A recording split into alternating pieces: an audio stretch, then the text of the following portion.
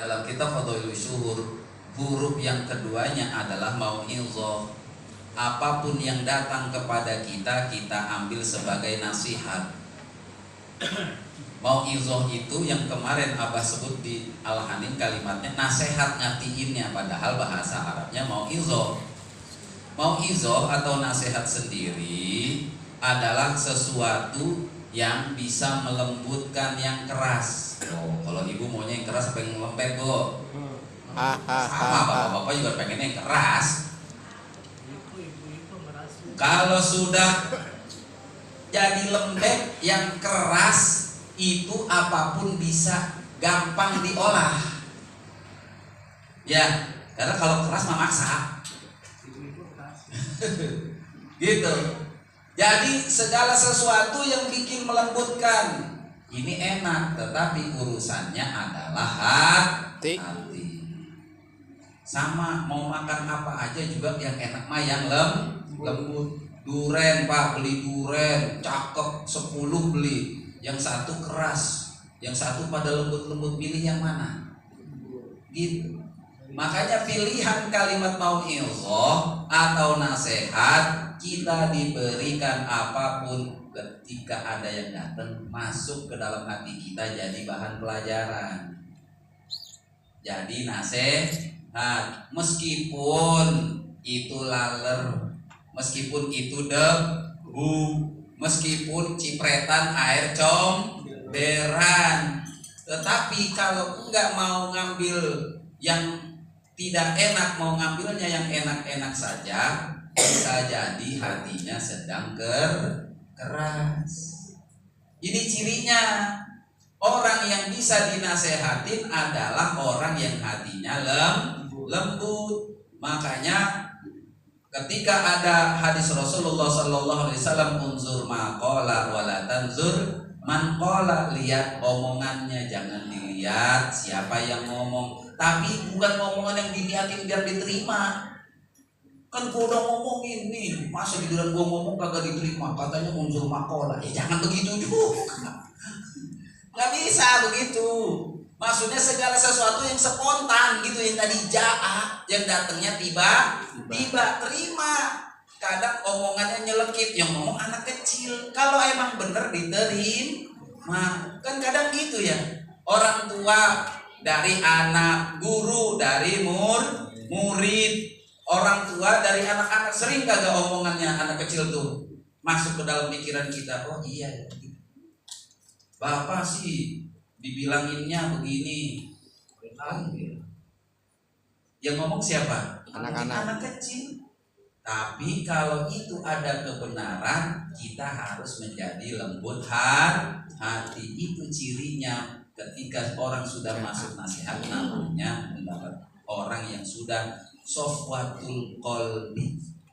Kalau sudah ada sofwatul qalbi ini masuk kepada alif, namanya al-athar, orang yang berefek. Nah, apa itu efek? Ada bekasnya. Kalau habis beli nasi digoreng, efeknya apa? Nasinya panas. Tadinya nasinya dingin, digoreng jadi panas. Ditaruh nasinya lagi dalam kulkas, jadinya dingin. Mau ditaruh di mana saja, itu di mana tempat dan di mana kejadian. Ingat, efek itu tergantung tempat dan kejadiannya. Dan asar yang paling sempurna ini dalam ilmu kita nih, yang disebut efek adalah az-zikr. Ingat, bukannya ingat ya, ketika dalam kitab tasawuf ketika disebut zikir nih, belum tentu yang zikirnya ini nih, ada badannya bergerak, ada dalam hatinya ini, bukan. Yang disebut az-zikru, ingat kepada Allah, adalah ingat dalam setiap ucapannya ingat kepada Allah, atau merangkai katanya ingat kepada Allah, takut kepada Allah. Yang kedua, af'alnya ada khudu, ada khusyuk, hanya untuk mencari rahmat Allah. Jangan sampai ketika ada orang berbuat, perbuatannya kok kayaknya arogan. Arogannya bukan ke orang, arogannya kepada Allah. Ada nggak orang yang kelihatannya nantangin sama Allah kalimatnya? Ada. Kelihatannya sepele. Sekarang kan sering di apa tuh? Yang di TikTok tuh. Turunin geledek. Coba. Wah, kelihatannya bercanda. Itu baru yang kecil-kecil. Ingat, ketika kita ada segala sesuatunya yang ingin melampaui apa yang kita inginkan, tetapi tujuannya seolah-olah melebih-lebihkan diri kita di hadapan Allah, itu sifat arogan. Yang tadi arogan itu mana? Istakbar. Nah, kalau sudah berefek ini, dia akan berubah dalam setiap hal, kondisi. Makanya belajar tasawuf, belajar thariqah, kita adalah belajar agar bisa menempatkan Allah di dalam setiap kondisi, dalam setiap keadaan kita dalam perbuatan, baik berdiri, duduk, ataupun berbaring. Ingat, perbuatan itu cuma 3 itu doang sebenarnya. Berdiri, duduk, berbaring. Mau perbuatannya apaan aja, lagi ngapain aja, tetapi kondisinya pasti lagi berdiri, duduk, berbaring. Yang kedua, di mana saja tempat, mana yang dimaksud di mana saja tempat? Tadi tempat kita berdiri, duduk, ataupun berbaring. Dan ucapan kita di waktu kapan saja, ini juga harus ada zikirnya. Inilah orang yang sudah berefek. Kalau sudah nanti athar efek dari zikir ini sudah nikmat, ingat Pak Bu, yang namanya nikmat itu bukan untuk diri sendiri. Kalau ada orang yang bilang biarin, yang penting gua enak, lu terserah kagak enak, ini nggak boleh nih. Karena nikmat yang sebenarnya adalah kita memberikan kenikmatan bukan hanya untuk diri kita sendiri, tetapi juga menyenangkan orang lain. Inilah inti dari tanbih.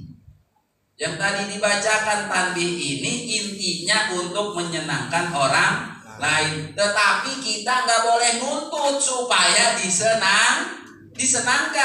Nih hati-hati nih. Ikhwan mentang-mentang sama-sama tahu tanbih nyuruh untuk disenangkan, kan disuruhnya nyenangin, nggak boleh nuntut. Kenapa? Karena setiap orang itu punya kemampuannya, kodarnya masing-masing. Kodar itu bukan ketentuan Allah juga, kemampuan, kadarnya orang masing-masing berbeda-beda. Kadarnya Kiai Ma'ruf dengan Kiai Rusdi berbeda kadarnya, kemampuannya berbeda, jangan minta disamakan. Saya dengan Kiai Rusdi berbeda, jangan disamakan. Kenapa? Setiap orang itu unik. Allah ciptakan manusia masing-masing berbeda-beda supaya saling asah, saling asuh, saling asih.